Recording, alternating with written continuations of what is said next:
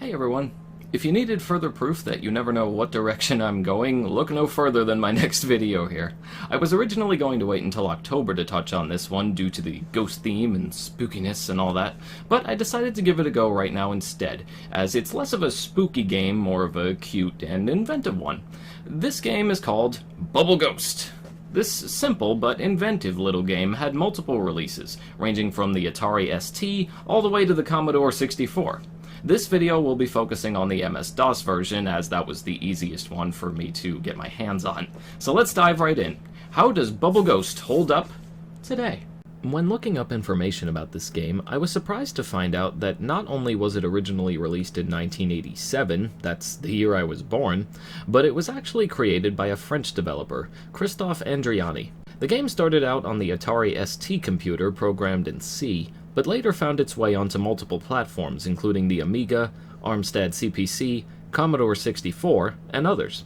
So what's this one all about? You play as a ghost who is doomed to travel the halls of a creepy castle for all eternity, unless you manage to help the ghost blow a bubble through 35 stages without popping, all for the purpose of helping their soul be put to rest. The gameplay is simple, though difficult to master. You control the ghost's movement using either your mouse or keyboard arrows, depending on which version you play, to go up, down, left, and right. Two other buttons, for me it was Q and W, are used to flip the ghost's direction.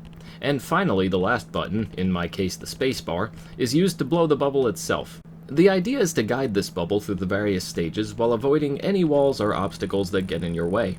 As you start playing, you'll see that making the character a ghost was actually a clever move. By making them transparent, it prevents the bubble from ever getting stuck, since you can just fly around any walls or terrain and push it in the direction it has to go.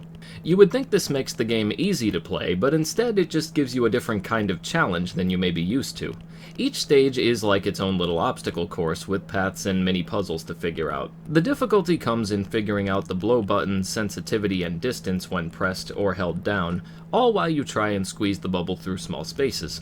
You also can't hold down the blow button for long, or else the ghost runs out of air and glows red temporarily, similar to the way characters in modern games can run out of stamina and have to recharge for a few seconds. It's not just about moving bubbles around either. There's also some physics-based puzzles you'll have to figure out before you can keep blowing your bubble along its path. These range from candles to switches to electric fans, and even a trumpet that you have to blow in order to get this head thing to move out of the way. There's also the high score aspect. As you begin each stage, you'll notice a meter begin to count down. This actually determines how many bonus points you'll get to add to your score if you can finish the stage before it disappears. Thankfully, you are not actually timed when it comes to finishing each stage, but I could easily see speedrunners and competitive gamers having a grand old time with this feature. Each time you finish a stage, you're given an extra bubble, which is basically an extra life, up until you reach the maximum count of 9. These will prove beneficial, as you'll likely have to replay some stages multiple times before you can reach the end. The game also has a few more open-ended design choices than I was expecting. The game gives you multiple opportunities to skip a few stages by going alternate routes. You won't get as high of a score, but you will be able to reach the end faster. By far the hardest stage of the game is right here in Hall 33. In this room, you're given just about the smallest amount of space possible to move the bubble into, and have to be extremely careful with how much pressure you put on the blow button. After multiple tries and the shouting of a few words I'd rather not repeat here, I realized the best way to aim the bubble was to get enough room to move it up and down until reaching the right height for entering. If anyone can somehow beat the bonus time in this stage, you have my respect for life.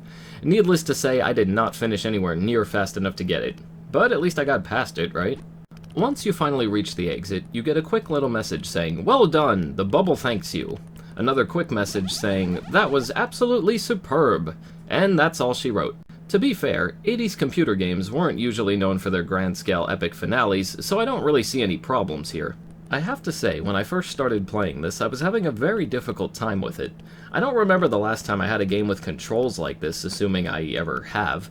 That said, after getting through the initial learning curve, which was about 10 minutes total for me, I found myself getting far more engrossed by it.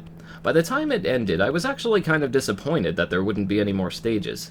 In fact, I went back and replayed all of the stages I previously skipped over, just to get more out of it.